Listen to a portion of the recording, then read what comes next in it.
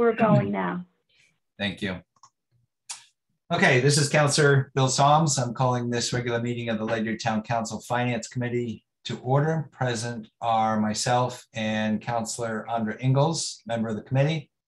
Other councilors, Mary McGrattan, also the mayor, Director of Emergency Services, Steve Holyfield, Mike Cherry, and Finance Director Marcia Hancock.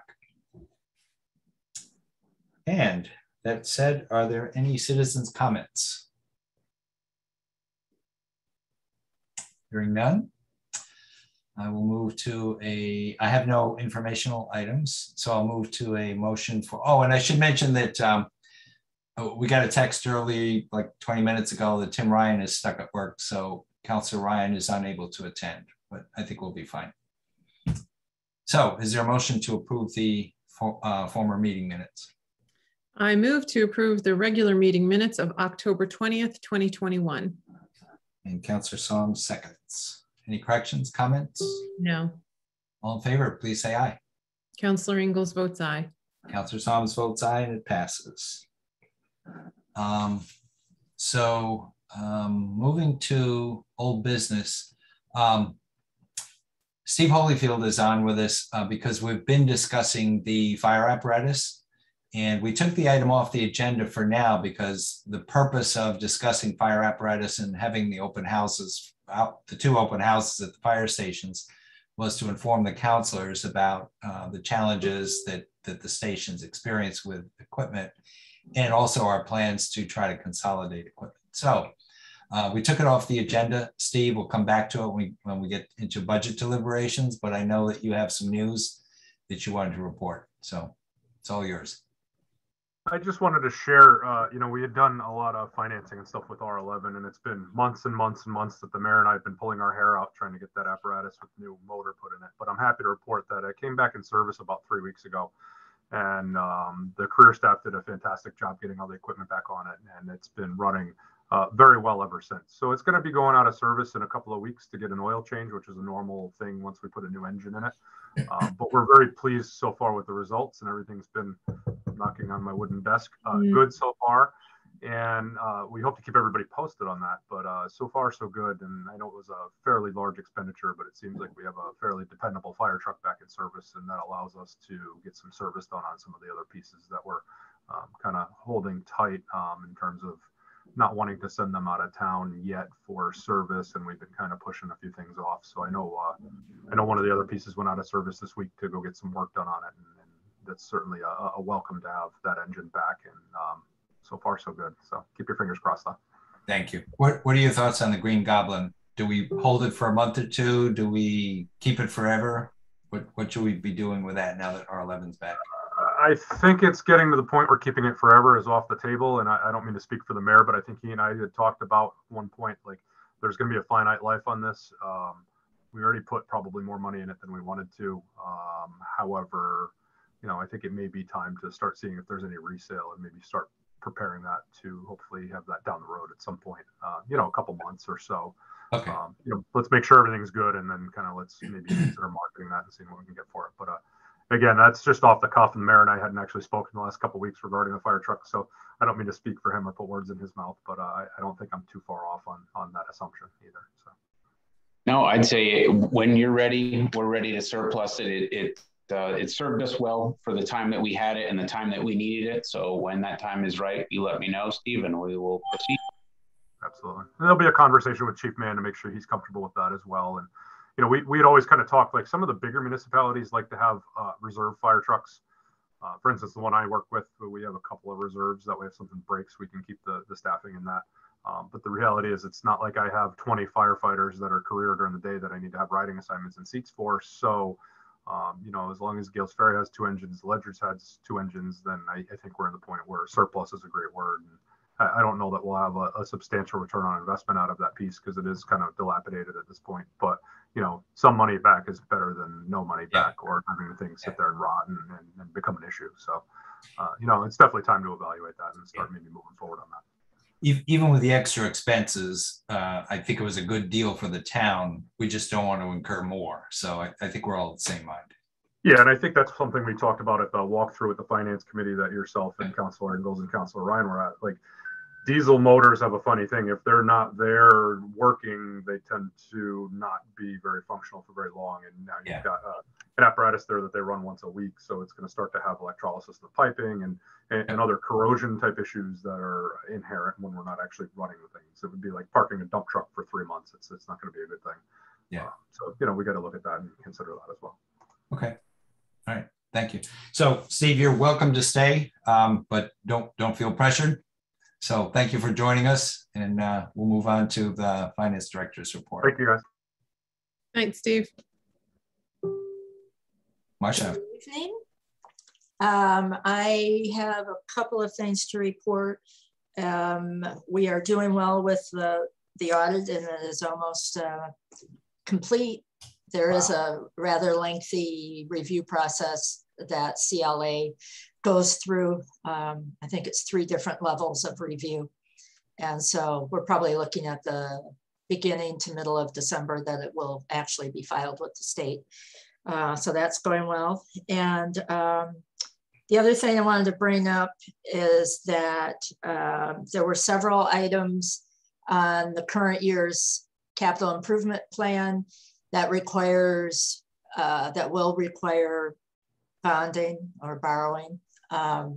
So we are considering possibly a January or early February town meeting, and this would be for the roofs and solar panels.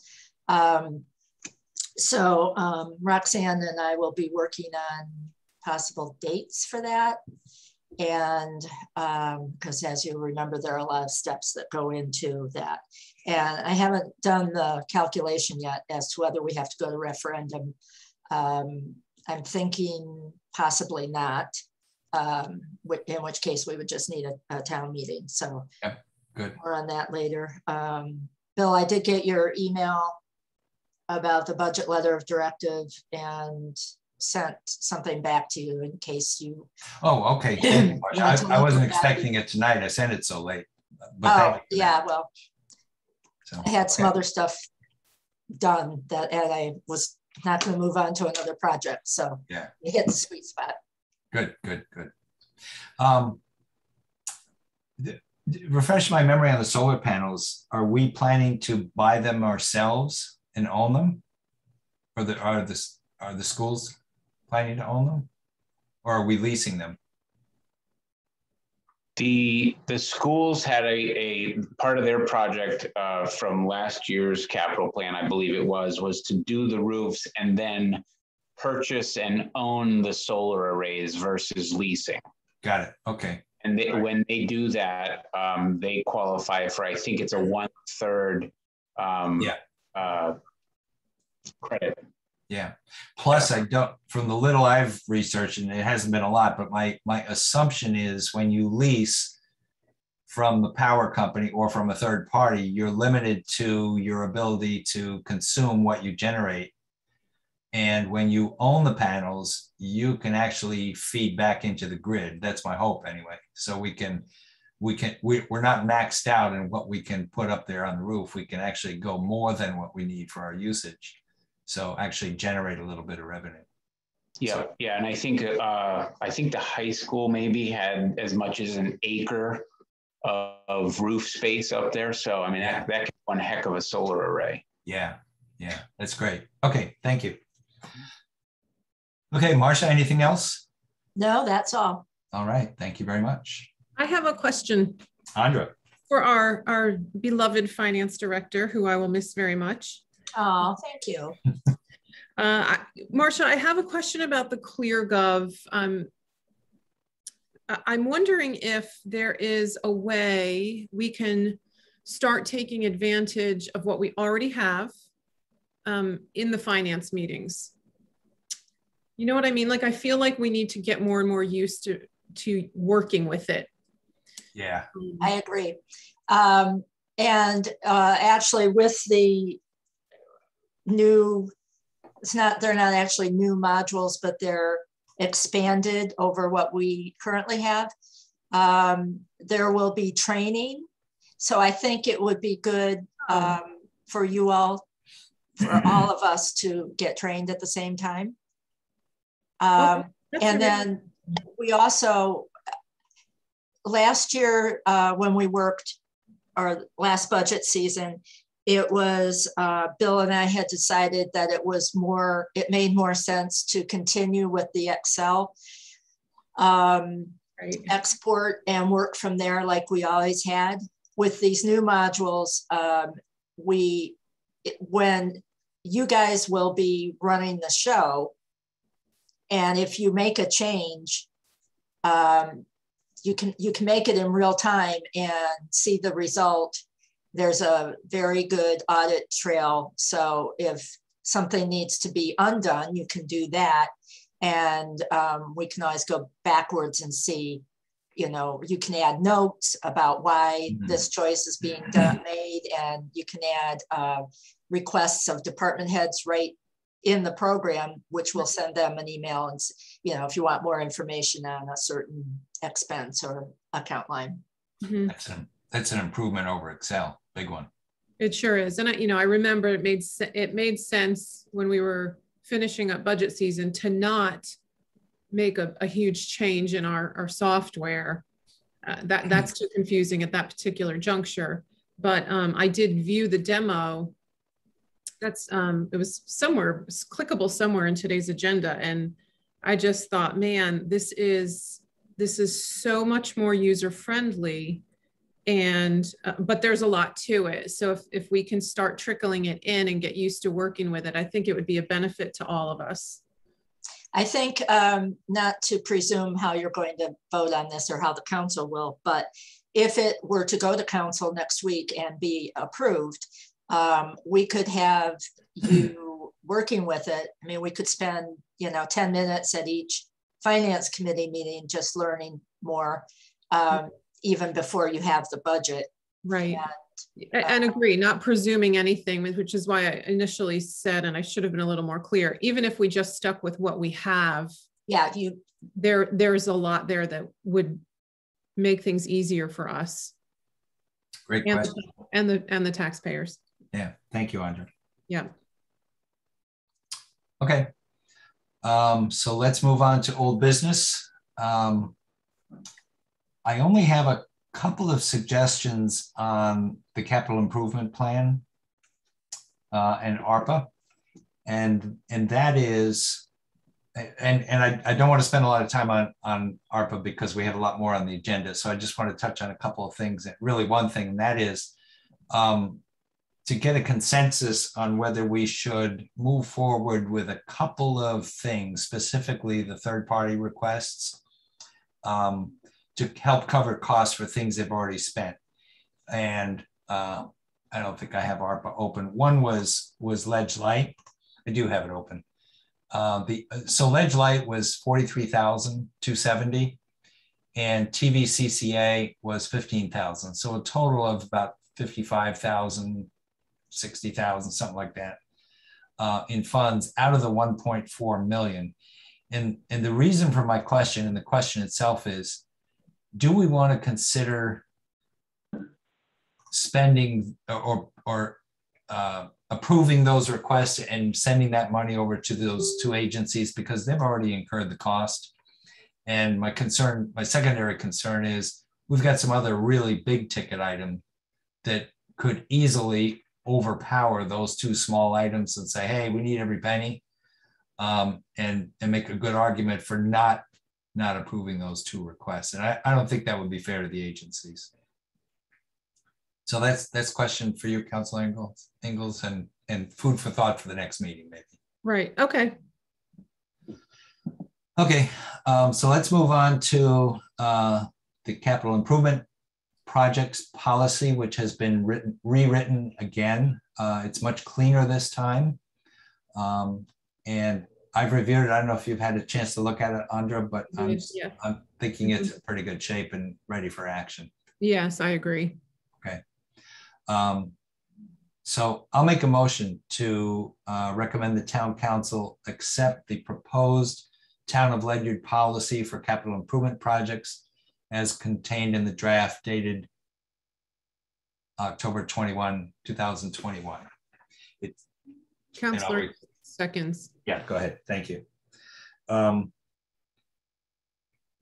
So it's much cleaner. The last version, you could actually, if you followed through the checklist, you could accidentally skip over the reason for the rewrite of this policy, which is before any bidder or vendor is notified that they've won a project, we have to go to the voters and get approval for bonding. So this process is very clear. You can't skip past it. And it also adds another section which says, if you're doing two things, meaning using grant funding and bonding, that you have to apply both processes. So very well done, my thought. Mm-hmm. And I also didn't have any changes. I don't know if you did. I didn't, but surely someone with a more particular eye would find something to trip over. But I agree, it's more clear. Mm-hmm. Okay. All right. Any comments, Marcia? Anything you need us to know, or Roxanne? I think in both Roxanne and I tried to make it as clear as possible for the people who are most likely to need to read it. And, you know, that's department heads and Board of Ed. So, and because it's a policy and not a ordinance or a resolution, we can tweak it later on if we need to. Yep. I'm sure there's something that could be made more clear, but I think, Bill, that this, you might want to consider putting this with the budget letter of directive, perhaps, or we need to somehow make this a part of the budget process. Yeah. You know, so here was my thought. We should send it to the PMBC for comment and input. We should send it to the Board of Ed.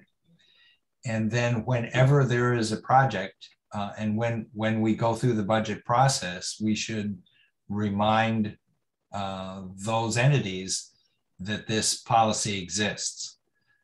So as you said, Marcia, if we approve it now, we can send it to them, say, we've approved this. Do you have any input? They can come back with any changes they want. I can't imagine any, but if they do, we can change it, and that'll just keep it forefront. And then we send it back to them when we go through the budget process at the beginning of the fiscal year. I have a question. Oh, Roxanne, I'm sorry. Go ahead. If you're looking for their input, would you maybe prefer that we send it to them, the draft that we have right now? And then once we get their input, then if you need to tweak it, we can do that and then approve it and send it to the council for approval rather than having to approve it 2 different times?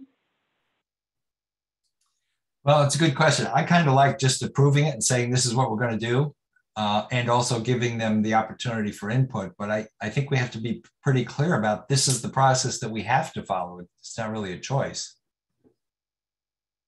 Bill, so, you might want to consider seeking not their input, but their just comment. Yeah. You're saying, you know, we'll solicit comments, but this is the policy that has just been implemented, and you're welcome to comment on it.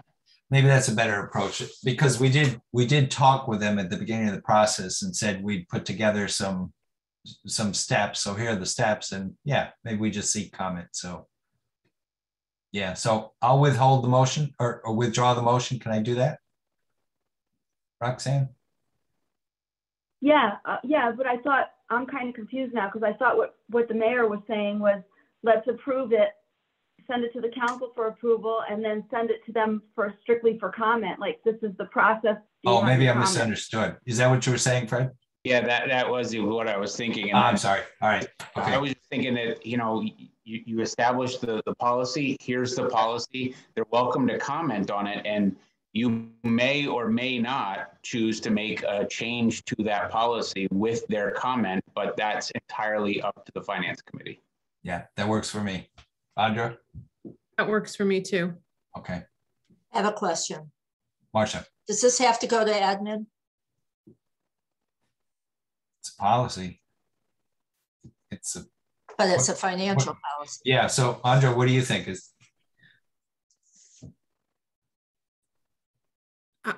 That's a good question. I don't know. Why don't we do this? I don't think so. Mary, what do you think?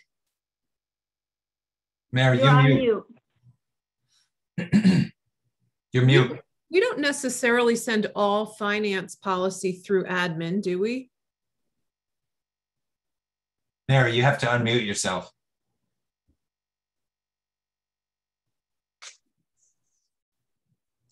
There you go. Okay. I don't think it needs to come to admin. I mean, I look at it, we would probably just rubber stamp it.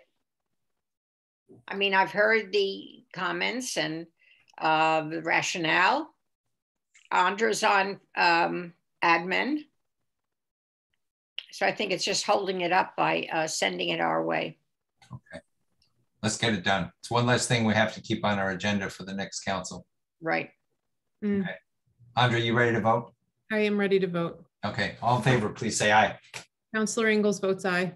Councillor Solms votes aye and motion passes. We will send this on to council. Thank you. Okay. Is there any new business we need to add to the agenda before we move forward?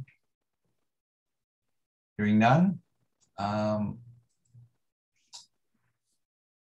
I will move to recommend the town council not reject the agreement between the Ledyard Board of Education and the Ledyard Education Association, Ledyard, Connecticut, for the period of July 1, 2022 through June 30, 2026.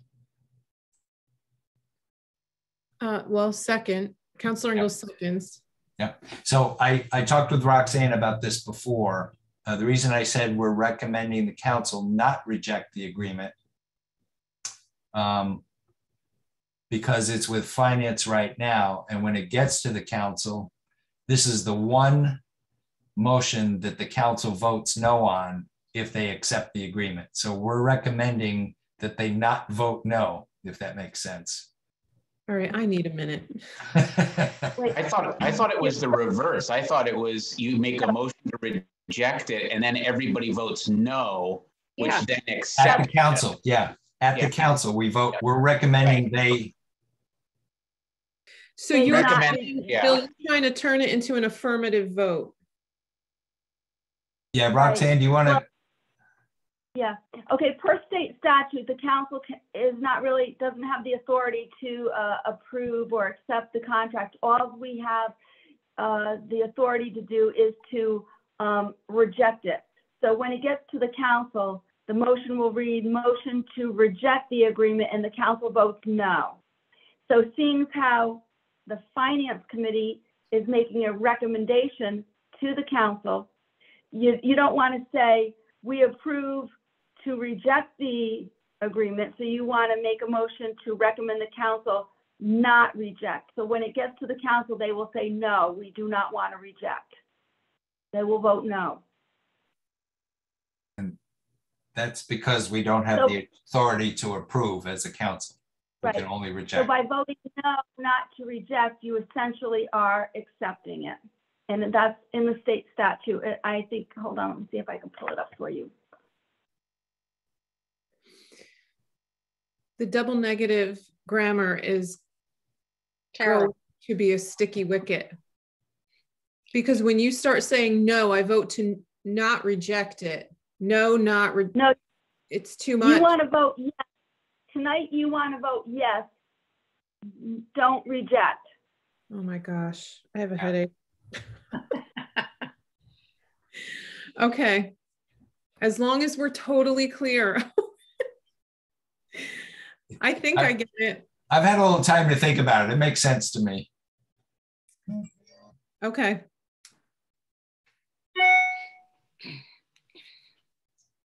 Okay, so you've seconded.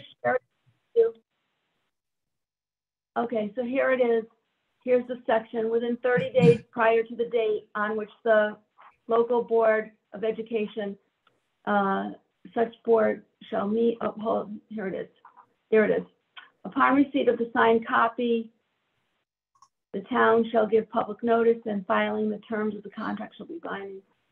Unless such body rejects at a regular or special meeting within 30 days of the contract. So when we get to the council, we vote no, not to reject. So tonight you're going to say approve, motion to recommend the town council not reject. So you're going to say yes, we do not, we're going to tell them not to reject. Correct. Okay. So the contract itself, as you know, I've been an observer to the process. The contract itself is 12.25% increase over a period of 4 years.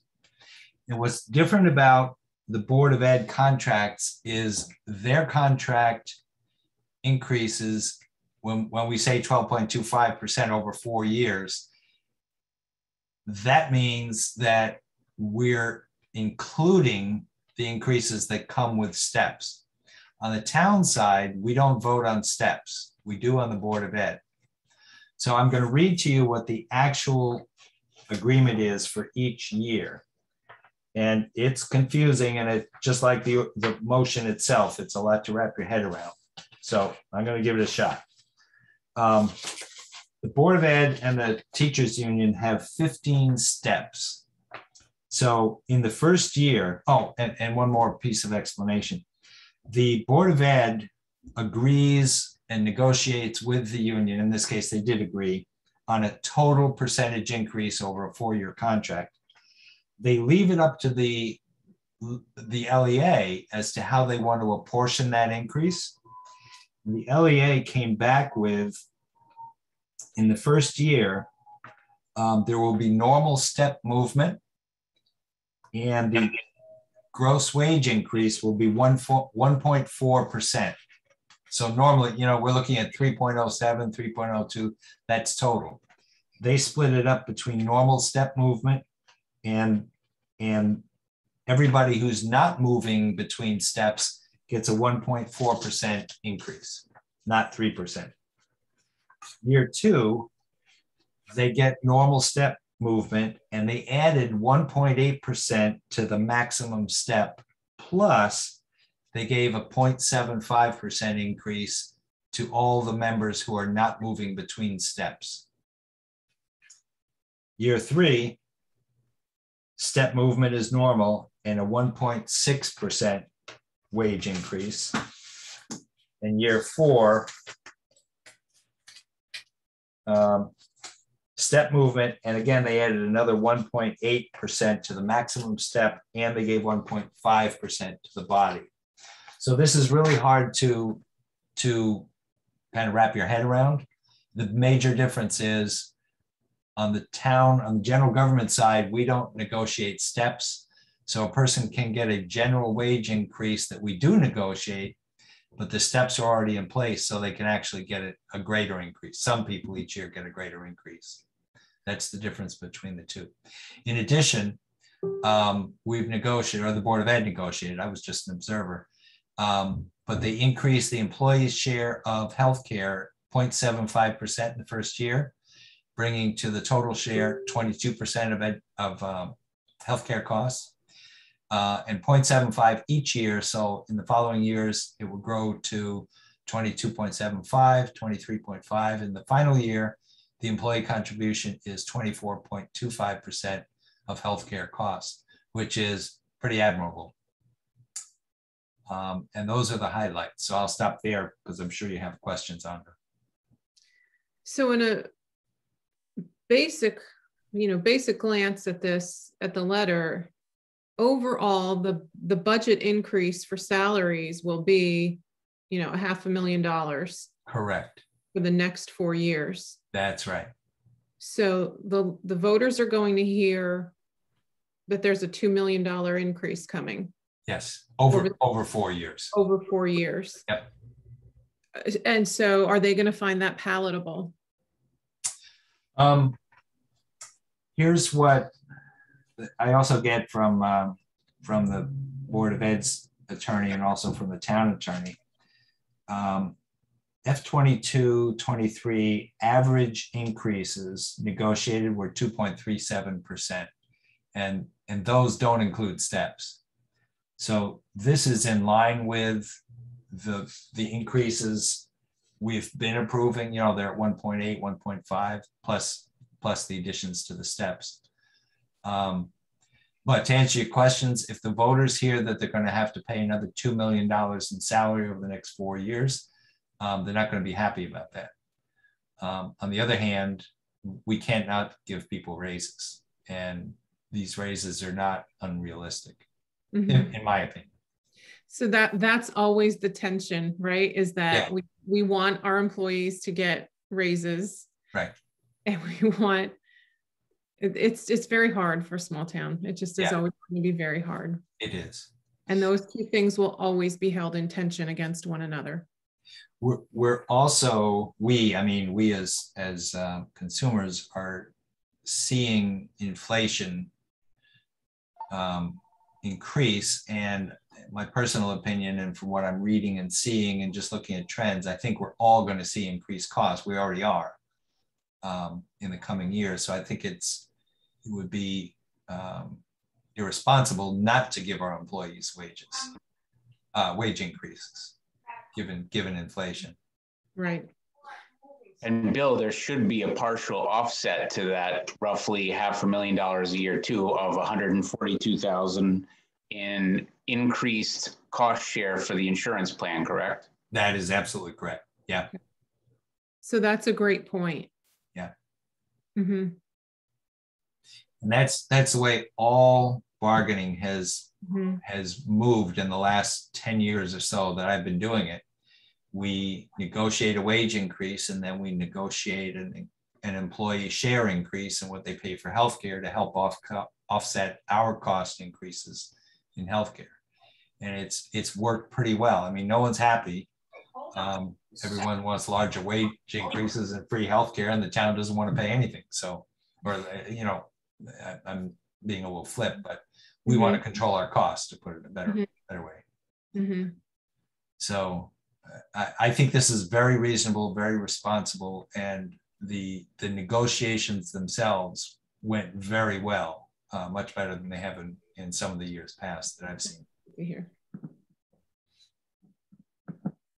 Okay, no further questions from me. Okay.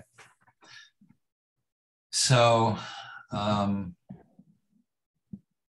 going to call for a vote. And again, if we're going to recommend that the town council not reject this agreement, we should vote yes. Correct. So, correct. So all in favor, please say aye. Councillor Ingalls votes aye. Councillor Solms votes aye, and motion to recommend passes. Thank you very much. Motion to not reject passes. Yeah, correct. The next item we're not going to move on. It's the motion to issue a refund to Mr. Mogul. It has not been acted on by land use, so we want their opinion, and they are requesting a legal opinion, which is exactly what I thought we would want. So we're not going to move on that one tonight. Okay. The next one is the purchasing ordinance, and I would entertain a motion. I move to recommend the town council adopt proposed amendments to ordinance 200-001 and ordinance for purchasing as contained in the draft dated October 26, 2021. Second, Councillor Solms. So this is a complete rewrite of the purchasing ordinance, because we discovered that the federal government requires that we put our federal grant application and payment process, if you will, in our highest document controlling purchasing, which is the purchasing ordinance. So we had put it in policy, but Marcia and Roxanne completely rewrote the ordinance so that it now includes the federal guidelines or federal requirements for grants and use of grants. So nothing changed in the amounts for for bidding, you know, less than 5,000, you've got to get quotes. And or actually you assume going for the lowest cost. 5,000 to 15,000, you get 3 quotes, and if you don't get 3, you have to get a bid waiver. And 15,000 or more is open or sealed bids with advertising to potential vendors. So we didn't change that. All we're doing is adding the federal guidelines, which are right there, the grant funding application process. Again, very clear, very well written. I didn't have any suggestions or questions on it. Agree. Okay. Marcia, anything you want to add, or Roxanne? Anything we should know? No? Okay. So all in favor, please say aye. Counselor Ingalls votes aye. And Counselor Soms votes aye. Motion passes. Then we need, because it's an ordinance, we need to send it to a public hearing. So I will move to schedule that, recommend the town council schedule a virtual public hearing on January 26, 2022 at 6:30 p.m. to receive comments and recommendations regarding proposed amendments to ordinance 200-001 and ordinance for purchasing as contained in the draft dated October 26, 2021. Counselor Ingalls seconds. And we're just scheduling a hearing, so I don't think we have discussion on that. I'll call for a vote. All in favor, please say aye. Counselor Ingalls votes aye. As does Counselor Soms. And I'll look for a motion on the next item. Oh, Roxanne, go ahead. Do you want this to go to admin, or because it's financial, it's good to go? Oh, that's right. We talked Mary's about here, that. she might. Yeah, I was kind of thinking maybe it should go to admin because it's an ordinance. Marion, Under, what are your thoughts? I think that's more fair, that it's an ordinance. I think that should go to admin. Yeah. The policy, yes.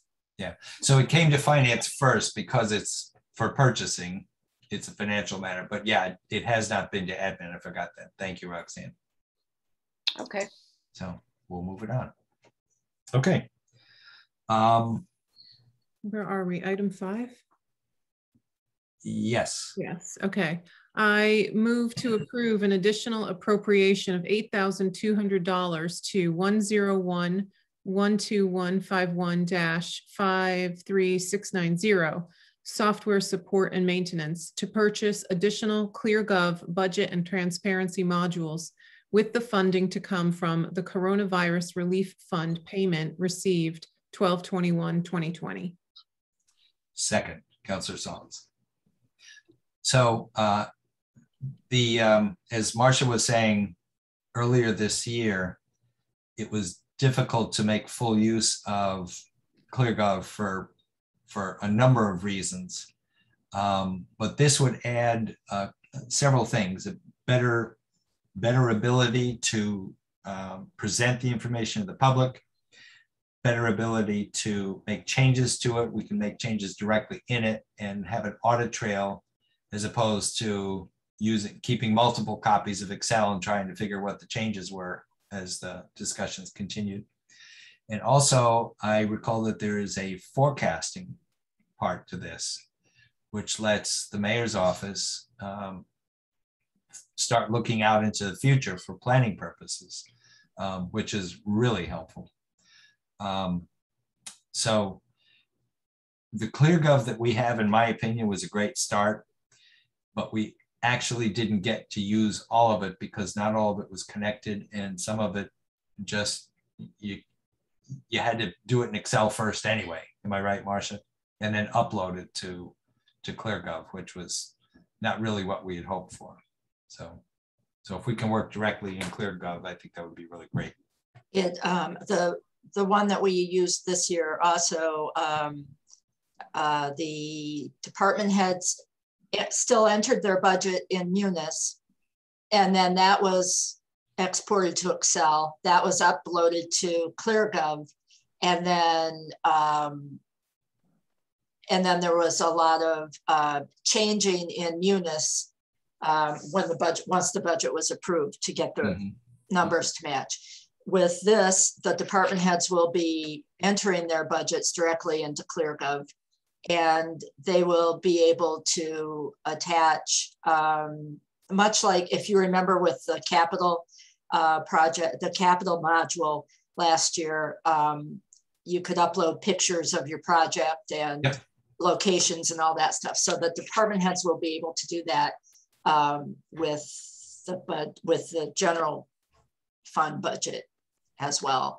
And then we would still, after the budget is approved, convert it to Excel and then upload it back into Munis. I did check the Munis, the amount that we paid for the budget module in Munis, and it's actually we pay $8,000 a year for accounts payable, all of the financials, so like the general ledger and accounts payable and something else that I can't pull out, oh, the budget. So we can't extricate it from that, but the majority of that $8,000 is not for the budget module anyway. So I wanted you to know that I did try to see if we could decrease how much we pay to Munis. Thank you. No, huh? These software companies are pretty smart. Collecting fees. So, okay. I think that I assume that given the cumbersome nature of using Munis and then downloading to Excel, uploading to ClearGov, we're going to save some employee time here too. And I also just, you know, from a, maybe not a selfish point of view, but I want that process to be as concise and unencumbered as possible before I hand things over to the next finance director. Thank you. Appreciate that. Yeah. Of course, you don't have to hand it over. Yeah, I'll just sit in my rocking chair and do it. Okay, Andre, you ready to vote? I am. All right, all in favor, please say aye. Councillor Ingalls votes aye. Councillor Solomons votes aye, and the motion passes. Thank you. Having just read the draft letter of directive, I noted that it actually says in there for the capital process that you have to include your drawings and designs and for your capital projects. So we can't actually do that with the current process, but this will let us do it. So that'll be pretty cool. Mm-hmm. So Roxanne, if you could pull up the budget letter of directive, we're just going to get started on this. We're not going to finish tonight by any means, of course. But I went through it and I just had some questions and I'm going to run through quickly.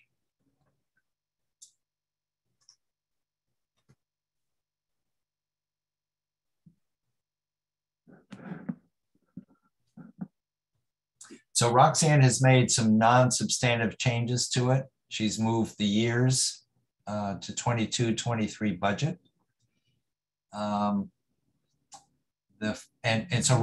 So Marcia has sent some new bullets. So I'll take that email from Marcia and revise the bullet section about the current costs the town is facing, but we won't do that tonight. The first question I had was about Roxanne, if you go to page 2, right under the cross out that starts with as a town.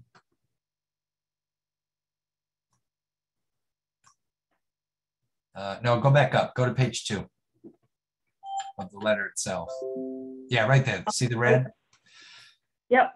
So my question is this, the next paragraph says in the coming 12 months, many taxpayers will be out of work, and if economic projections are borne out, many more could lose their jobs in potential recession ensuing from a long-term pandemic. Further, those who continue to be employed will see a reduction in the take-home pay due to the Paid Family Medical Leave Act. So my questions are twofold. Do we really think that more taxpayers will be out of work? Of course, we don't know. And do we want to say that? I'm thinking not. So I would strike the first sentence, except that there could be a potential recession because the economy is slowing down. And the second question is it still valid that we're going to see this? Was that a one-time thing, the Paid Family Medical Leave Act? That kind of happens every year. Congress intends to vote on it this fall. I'm sorry, Fred? Congress intends to vote on that this fall. Oh, that's this fall. Yep. I thought it was last fall. Yeah, well, they're trying it again this coming fall. Okay, got it. So we'll leave that in. Yep.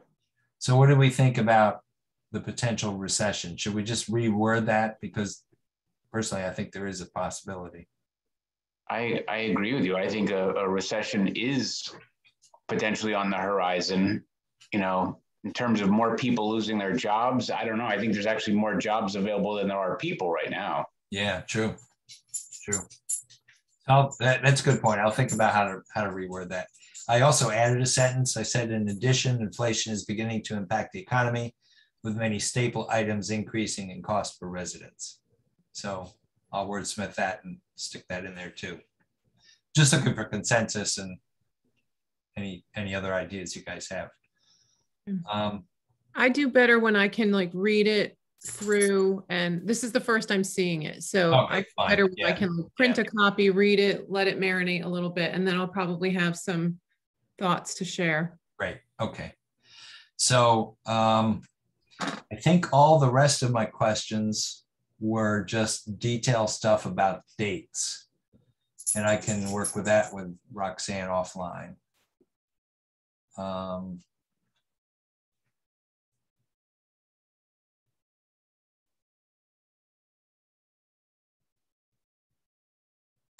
The next question I had was way down. You don't need to scroll to it, Roxanne, but in last year's letter, it says, entering contract negotiations, we recommend a baseline salary increase of not more than 1.5% per year.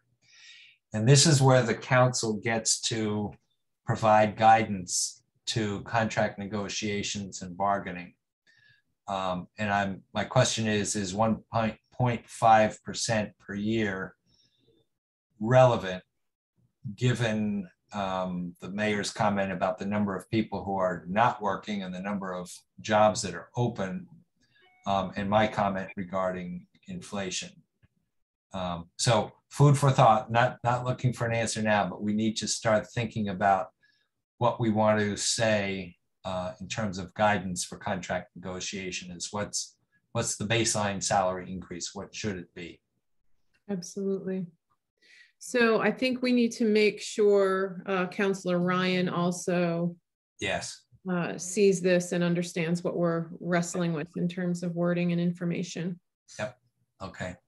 So I'll send you both a copy of my version of it that I'd highlighted, and we'll continue work on it next week. That would be great. Thank you. Okay. And then the last item we have is discussion possible action regarding transition of outstanding unfinished business items. Roxanne, should we try and identify those right now? Yeah, that would be good. So like you probably want to keep old business item 1 regarding the ARPA project. And correct. So yeah, I would do that. Okay. Next meeting, actually, you have a meeting scheduled before the new council gets seated. I think it's on December the 1st. The new council gets seated on the 6th, but I wasn't sure if you guys were going to meet or not, which is why I included this transition thing tonight, unless you want to put it off until December 1st meeting. It's entirely up to you. Why don't we do it now? And if we think we need to look at it again, we can always have our December 1st meeting. So sounds good. So item 1, the capital improvement and the ARPA funds, that's ongoing business. Also, I just had one. Budget letter of directive. The letter of directive and the refund to Mr. Mogul. Right.